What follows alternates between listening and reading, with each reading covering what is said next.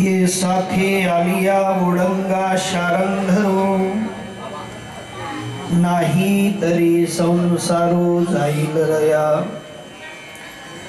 कौनाचे मायबाप कौनाचे गणभूत मृग जडवत जाईल दया विषयाचे समसुख बेगळाची बाहुली अभ्राची सावली जाईल दया कवनाचे मायबाप कवनाचे गणभूत मृग जडवत जाईल दया ज्ञानदेव म्हणे पाहता पाहिले स्वप्नीचे चेले जाईल दया कौनाचे मायबाप कौनाचे गणभूत मृग जडवत जाईल दया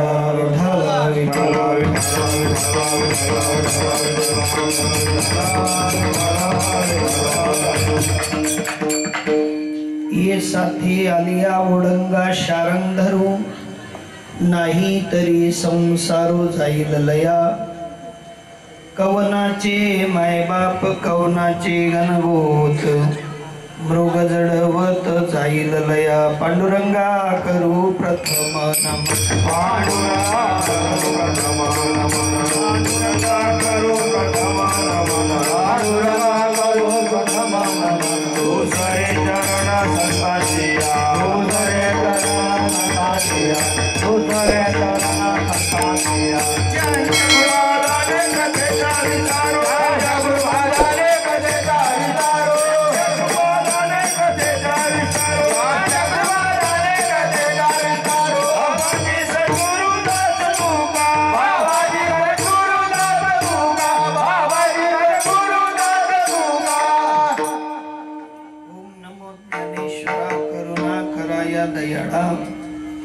तुमचा अनुग्रह लाधलो पवन जाहलो चराचरी मी कळा कुसरी काहीच नेने बोलितो वचने अति भाविका एका जनार्दनी तुमचा दास जयाची आस पुरवावी तुमचा अनुग्रह लाधलो पवन जाहलो चराचरी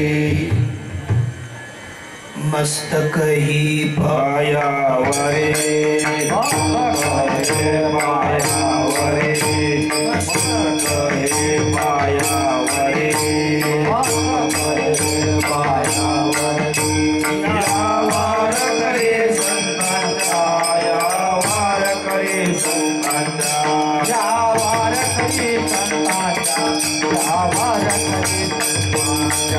यावार करे संतांचा यावार करे संतांचा ओम नमो जी अद्या वेद प्रतिपाद्या जय जय स्वसंवेद्यात्मरूपा देवा तुची गणेशो सकलार्थमती प्रकाशो मने निवृत्ती दासो अवधारी गलियो जो जयांचे केल्या स्मरण होय सकळ विद्येचे अधिकरण तेची वंदो श्री चरण श्री गुरुंचे ते नमस्कार नमिला गणपती माऊली सारजा नमिला गणपती माऊली सारजा नमिला गणपती माऊली सारजा नमिला गणपती माऊली सारजा गुरुराया दंडवत आता गुरुराया दंडवत आता गुरुराया दंडवत गुरुराया चरणी मस्तक ठेवितो गुरुराया चरणी मस्तक ठेवितो गुरुराया चरणी मस्तक ठेवितो गुरुराया चरणी मस्तक ठेवितो आपुल्या राधाला बसे आपुल्या राधाला बसे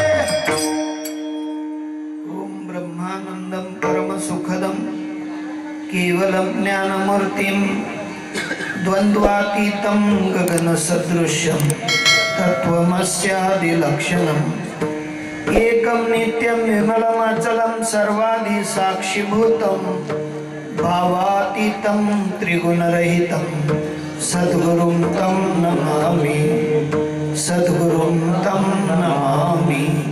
कृष्ण माझी माता, कृष्ण माझे पिता, कृष्ण माझे माता, कृष्ण माझे पिता, कृष्ण माझे माता, कृष्ण माझे पिता, कृष्ण माझे माता, कृष्ण माझे पिता, गुरु चुलता कृष्ण माझे गुरु, कृष्ण माझे गुरु, माझे गुरु, कृष्ण माझे कृष्ण माझे गुरु, कृष्ण माझे गुरु, माझे गुरु, कृष्ण माझे तरी पहिलं पारो भवन सीता, पहिलं पारो भवन सीता, पहिलं पारो भवन सीता। गुरुर् ब्रह्मा गुरुर्विष्णू गुरुर्देवो महेश्वरा, गुरुर् साक्षात् परब्रह्म तस्मै श्री गुरुदेव नमः। वसुदेव सुतं देवं कंस चाणूरमर्दनं देवकी परमानंदं कृष्णं वन्दे जगद्गुरु, कृष्णं वन्दे जगद्गुरु। जोडोनिया कर चरणी ठेवितो माथा, चरणी ठेवितो माथा, परिसावी विनंती, परिसावी विनंती माझ्या पंढरीनाथा। जोडोनिया कर चरणी ठेवितो माथा, चरणी ठेवितो माथा, परिसावी विनंती, परिसावी विनंती माझ्या पंढरीनाथा। सोद स्वभावालो तुझिया काया, आलो तुझिया काया, कृपा दृष्टी माये, कृपा दृष्टी माये माझ्याकडे पंढरीराया।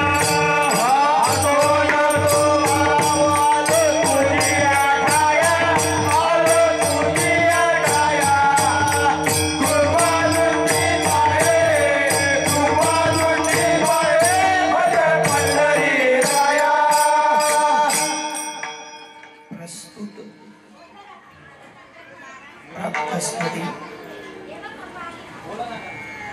प्राप्त प्रसंगी आपणा समस्त संत समुदायाच्या सेवेकरिता निवडलेलं पुष्प, जगदवंदनीय जगद्गुरु महाराष्ट्राचे भूषण, जगाचे माऊली असलेले महात्मे, ज्यांची आजही नाव घेताबरोबर संजीवन समाधी हृदयामध्ये जागृत होते असे ज्ञानोबराय आणि ज्ञानोबरायांचा यच यावत मनुष्य जन्मात आलेल्या समस्त मानवाला उपदेश करणारा अभंग विठ्ठल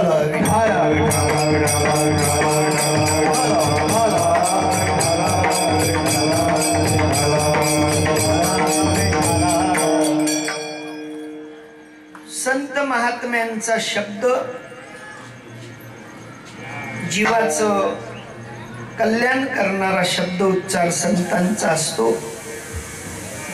संतांची वाणी परिणाम स्वरूप असते आणि अशा परिणाम स्वरूप वाणीचा विचार तुम्हा संत सभेत अर्धा पाऊण तास 1 तास मांडण्याचा प्रयत्न करेन। विठ्ठल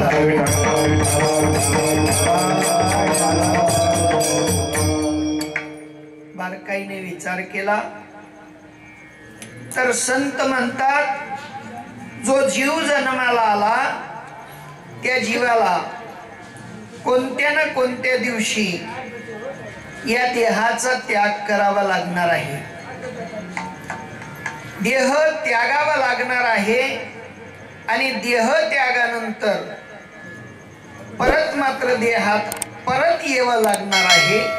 येणं जाणं हे प्रत्येक जीवाला लागू आहे, परंतु मनुष्य जन्मात आलेल्या जीवाने काय करावं आणि काय करू नये याचा विचार माझे साधू सांगतात। विठ्ठल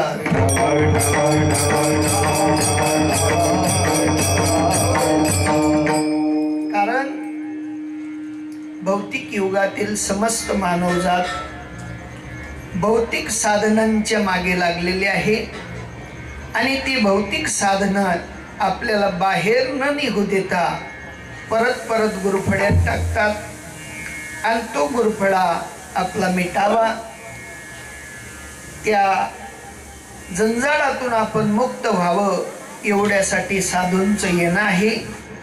750 वर्षापूर्वी ज्ञानोबाराय सांगून गेले की बाबांनो, या भूतलावावर प्रत्येक जीवाने सूक्ष्म अवलोकन करावं आणि सूक्ष्म अवलोकनाने मी कोण आहे, कुठून आलो, मला करायचं काय आणि परत हा देह त्यागल्यानंतर जायचं कुठे, या सगळ्या प्रश्नांची सोडवणूक जीवाने केली पाहिजे. ती झाली म्हणजे तुमचं आपलं जीवन सफळ आहे. विठ्ठला विठ्ठला विठ्ठला. आजचं जे पर्व आहे, आपल्याच वस्तीला राहणारी महात्मे, तुम्ही म्हणा स्वर्गीय म्हणा, कैलासवासी म्हणा किंवा वैकुंठवासी म्हणा, कारण देह त्यागल्यानंतर तो जीव कुठे गेला हे कोणालाही माहिती पडत नाही. परंतु समाजात वावरत असताना तुम्ही आपण सगळ्यांनीच लावून घेतलेला आहे, कीर्तनकार महाराज स्वर्गवासी, कीर्तनकार महाराज वैकुंठवासी असो. जे महात्म्यांच्या दशक्रिये प्रीत्यर्थ आज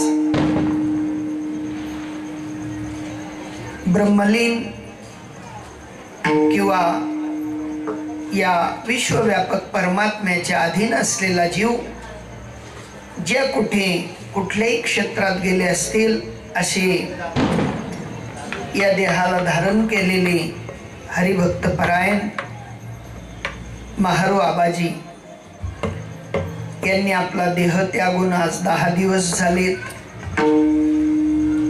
आणि त्यांच्या दशक्रिया प्रीत्यर्थ किंवा 10व्या निमित्ताने तुम्हा आपल्याला सर्वांना हा सत्संगाचा लाभ मिळाला.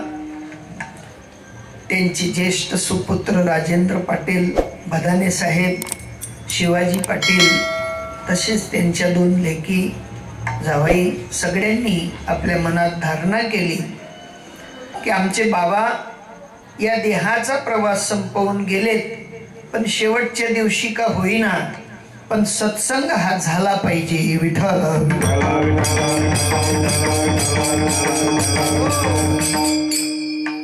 तुम्ही आपण म्हणतो का सत्संग ठेवावा, 10व्याच्या दिवशीच का ठेवावा? उद्या पिंडदान महाराज करतील, गंधमुक्त करतील आणि त्या जीवाची या ठिकाणी असलेली वासना सुटून जाईल. पण रात्री जर का त्या जीवाने भगवत नामाचा विचार ऐकला तर यदा कदाचित सूक्ष्म देहातून त्यांची मुक्ती होईल आणि ते वैकुंठवासी होतील. विठ्ठल.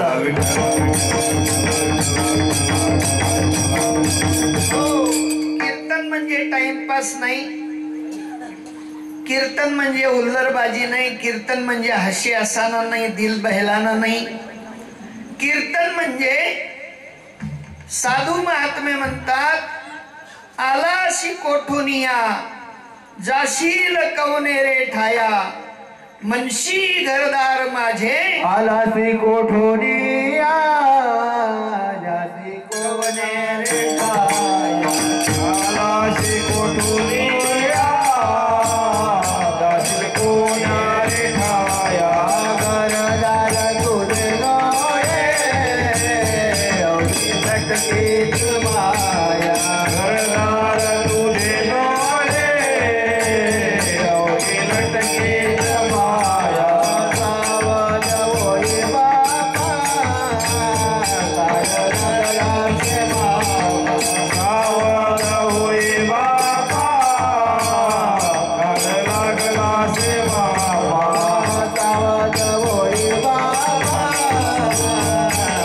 लागलासे माया, सावध होई बापा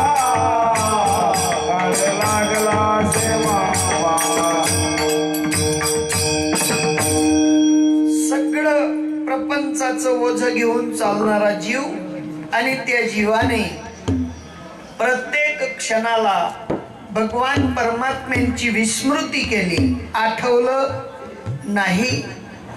आणि म्हणून साधू संतांना सांगावं लागलं की बाबा, तू या सगळ्या लचंडात अडकून इथपर्यंत आलास आणि इथे शेवटच्या दिवशी जर तुम्हाला नाही आठवलं तर गती काय होईल, कुठून आला कळणार नाही, कुठे जायचं ते कळणार नाही. आणि ते कळावं तेवढ्यासाठी साधू महात्म्यांनी सांगितलं की तू या देहात आला बरोबर आहे, या देहात भोग उपभोग सगळं भोगलं बरोबर आहे, पण इथपर्यंत थांबून चालणार नाही. इथून पुढे काय? एखाद्या व्यापाऱ्याने व्यापार केला आणि दारी शेणाचा दिवा लावला, व्यापार सफळ का असफळ? दिवाळ आउट झाल्यानंतर व्यापार जसा असफल असतो तद्वत या देहामध्ये येऊन जर का भक्ती केली नाही तर या देहाचं येणं सुद्धा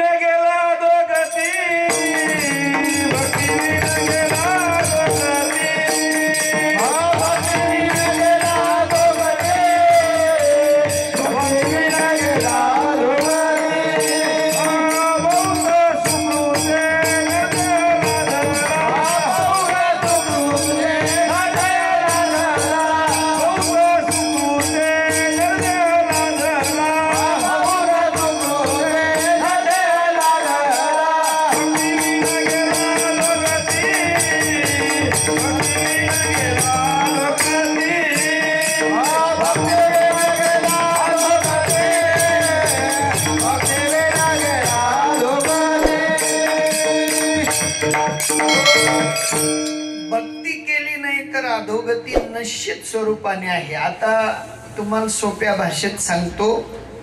बदाने परिवारातील कुरुकवाड्याची मंडळी सुरतला आले ना. आता येताना तुम्ही ज्याही गाडीने आलात त्या गाडीचं तिकीट घेतलं का बिना तिकीट बसले? जाऊ द्या हो, ती दिसून हिसाब मा बटली होत. 2 जण हुशार होतात, त्या म्हणे हिसाब जाऊ द्या, आपण ज्या कामले जाय रे ते बी राही जाई म्हणे, हिसाब मा बसाल चालव नाही. आणि जर हिसाब मा बसतात ते फजिती होती, फजिती नाही का. एक सामान्य 5 तासाचा 4 तासाचा किंवा 7 तासाचा प्रवास तो सुद्धा नियुक्त केलेल्या संस्थेच्या तिकिटाशिवाय बरोबर होत नाही. आता मनुष्य देहाचा जो प्रवास आहे किती दिवसाचा? 1 दिन 2 दिन किती दिवसाचा? कोणा 60 वर्ष ना, कोणा 70 वर्ष ना, पण तिकीट नाही हो, नाही हो, अजून का वय आपली तिकीट काढा नाही. कोणा पानच तिकीट नाही, बिन तिकीट प्रवास. आणि मग पुढे पुढे चालता चालता सापडतच मग कोणा हातमा मारी ती तोडी ती झोडी ती निष्ठुर,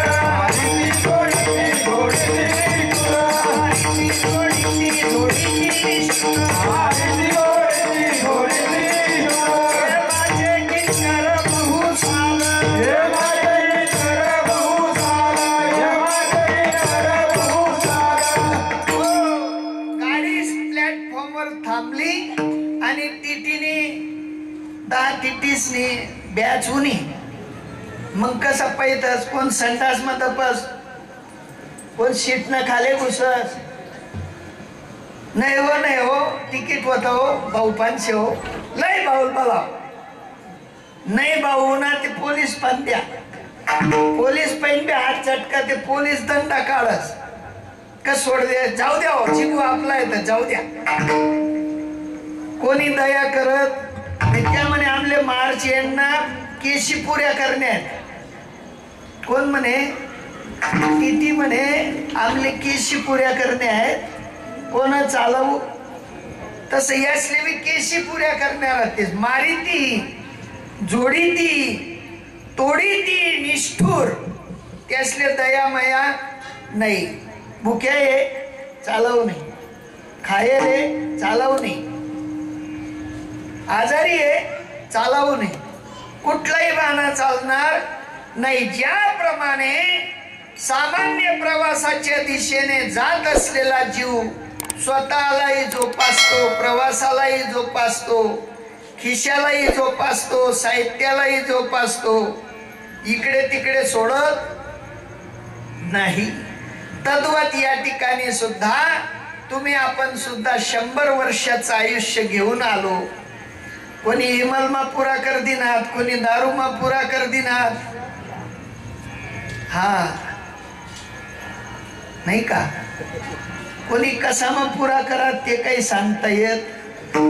पुरा कर दिनात बट सामान वेर बिखेर हुई गे, पण दुरुस्ती काही वहिनी नाही. साधू संत सांगतात अजूनही टाइम गेलेला नाही, अजूनही साधू संतांकडे या प्रवासाचं तिकीट आहे आणि त्यांच्याकडून जर का तिकीट काढून घेतलं तर आपला सुद्धा शेवटचा दिवस गोड झाल्या वाचून राहणार नाही. आणि म्हणून साधू महात्म्यांना सांगावं लागलं, बाबा अजूनही तुम्ही गाफील राहू नका, उठा जागे वारे उठा जागे वारे